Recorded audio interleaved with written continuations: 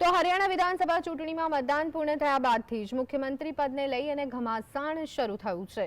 ભાજપ સહિત કોંગ્રેસના અનેક નેતાઓએ રાજ્યમાં સીએમ પદની ઈચ્છા જાહેર કરતા પાર્ટી હાઈકમાન્ડ પર દબાણની રાજનીતિ શરૂ કરી છે। આ યાદીમાં અનિલ વિજ સહિત કુમારી શૈલજા પ્રથમ સ્થાને જોવા મળી રહ્યા છે। હરિયાણામાં વિધાનસભાની ચૂંટણી ચરમસીમાએ છે।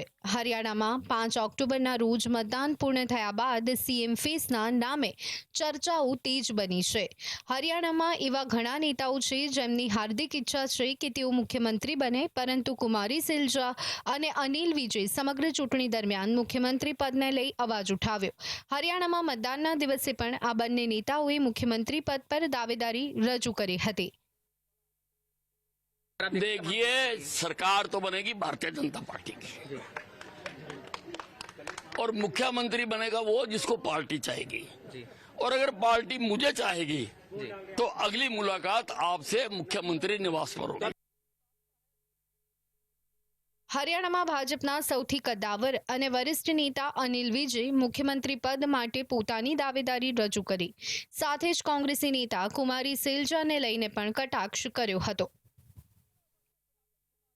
कुमारी शैलजा कांग्रेस में बहुत घुटन महसूस कर रही है। उसकी वहां पर सम्मान नहीं हो रहा जितनी वो सीनियर है।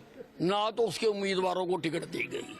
अगर टिकट दी गई तो उनके खिलाफ जबरदस्त रिबल हर जगह पे लाकर खड़े कर दिए गए।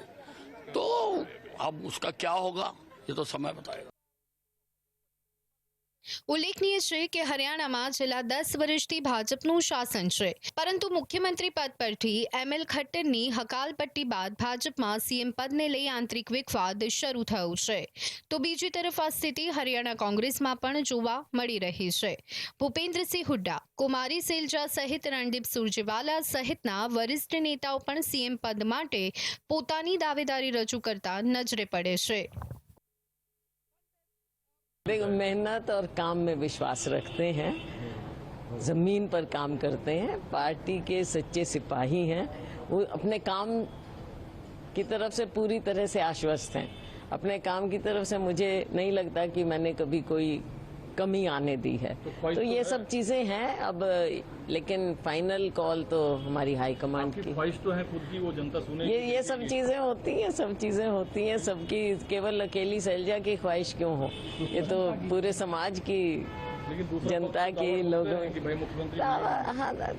दावा ठोकना तो एक चीज है, लेकिन फैसला तो हाईकमांड। હરિયાણામાં રવિવારના દિવસે એક જ તબક્કામાં 90 વિધાનસભા બેઠકો માટે મતદાન પૂર્ણ થયું છે। પરિણામ 8મી ઓક્ટોબરે જાહેર થશે। આ ચૂંટણીમાં 1031 ઉમેદવારો પોતાનું નસીબ અજમાવી રહ્યા છે। મુખ્યમંત્રી નાયબ સિંહ સૈનીની સાથે કોંગ્રેસે ભૂપેન્દ્ર હુડ્ડા, જેજેપીના દુષ્યંત ચૌટાલા અને આઈએનએલડીના અભય ચૌટાલાનું ભાવિ દાવ પર લગાવ્યું છે। બધાની નજર અંબાલા કેન્ટમાં ભાજપના અનિલ વિજ અને જુલાના સીટથી વિનેશ ફોગાટ પર છે। Bureau report, GSTV।